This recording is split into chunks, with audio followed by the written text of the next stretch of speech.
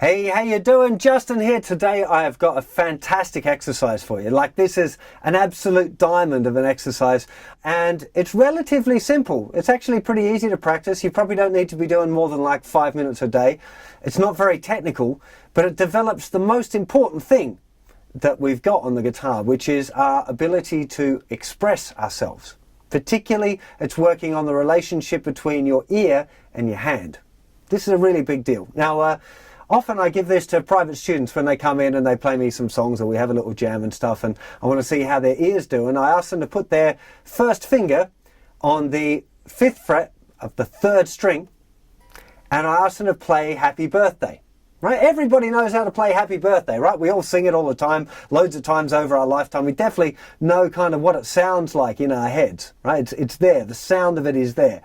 You know, even different languages and different cultures still seem to have the same Happy Birthday song, right? So when I ask people to do that, first, usually, they get the first couple of notes right, and I'll go...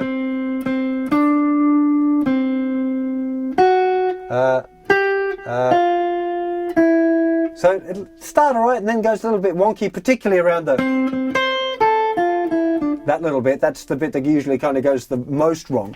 But if somebody can't play Happy Birthday without having to think about it, like express the sound that they've got in their head, how can they be expressing anything bigger than that?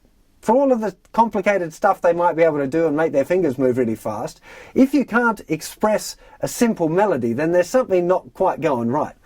And luckily, this is the kind of exercise that's actually fairly easy to fix, because all you have to do is practice doing it. So what I'd recommend is you use this as a little 5-minute a day one. I usually do this right at the beginning of my practice routine to kind of, you know, get things connected up, to get my ear and my hand connected up.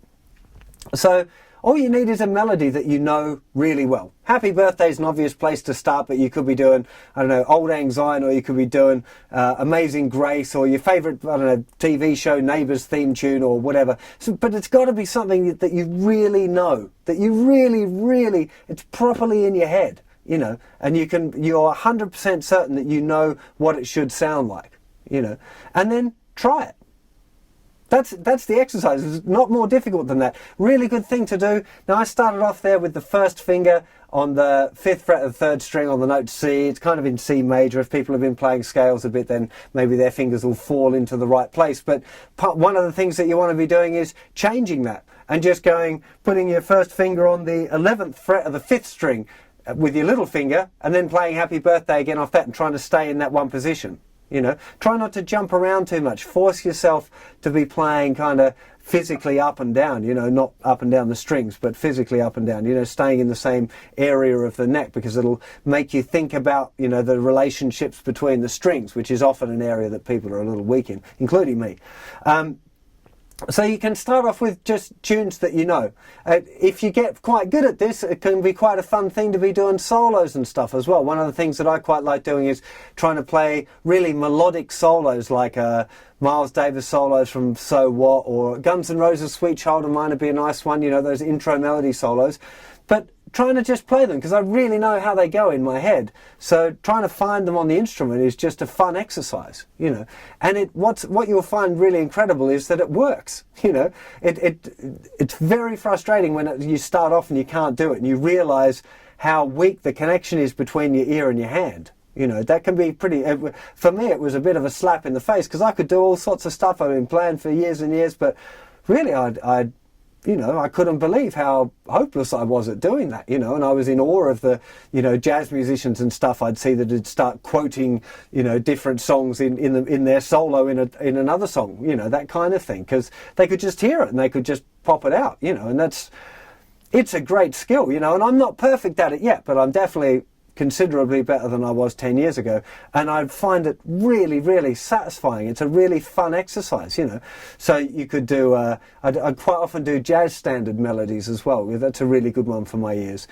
Sometimes even with a backing track, but just deliberately put myself in a funny part of the fingerboard that I might not usually play a particular melody in, and try and find my way through it. I would recommend that you don't try and add too much ornamentation at this point as well. So try and keep the melody really straight, you know, because if you start putting little twiddles and hammer-ons and flick-offs and bends and stuff like that, it's easy to kind of cheat your way through it and do a big bend not to the right melody note and relax it and then kind of pretend that you meant to do that kind of thing. And you're much better off just keeping the melody straight and really playing it as good as you can. When you start, you're probably going to have to do a little bit of finding, and I think that's okay. So if you're doing Happy Birthday for the first time, you know, and you get the first few notes right and then you hit a clanger, you know, keep doing it a few times until you find how to play it, you know, and get used to where that sound is and how to find that sound on the instrument. You know, it'll really help you a lot. If you're really struggling, the things that can really help, doing some oral training. There's a whole course on my website that you want to go and check out, but doing interval ear training is a really great way of training your ear. I've got an app for iOS as well, which you might want to check out, which is really beneficial for that interval ear training. The other thing, of course, they're all kind of related, is transcribing and learning songs off records, because when you're doing a song off a record, you hear the sound, it goes in your head, and then you're finding the sound on the instrument. So that's kind of what you know, when you're playing by ear, doing this guessing melodies, you're just finding the sound in your head there. So it's kind of similar. It'll definitely help. All three, oral training, doing this guessing of the melodies, and transcribing would definitely be, if you like, the holy trinity of your you know, what you should be doing in your practice routine, you know. And you would be crazy to be doing a serious guitar practice routine and not including some ear training, which is kind of what this exercise will be about. So let me know how you get on in the comments section. I'd love to know. It's a really, I tell you, you know, give it a month and then pop into the forum and tell me how much your guitar playing's changed and how much easier it is to transcribe stuff, and, you know, and how much it improves your improvisation, you know, especially if you're a blues player, man. It doesn't take long to find those minor pentatonic notes and really have them in your head. And it's a really great experience to be able to feel like you're expressing yourself properly through the instrument and not just playing kind of where your fingers happen to go. So this one's a big deal. Hope you enjoy it. I'll see you for another lesson very soon. Take care of yourselves. Bye-bye.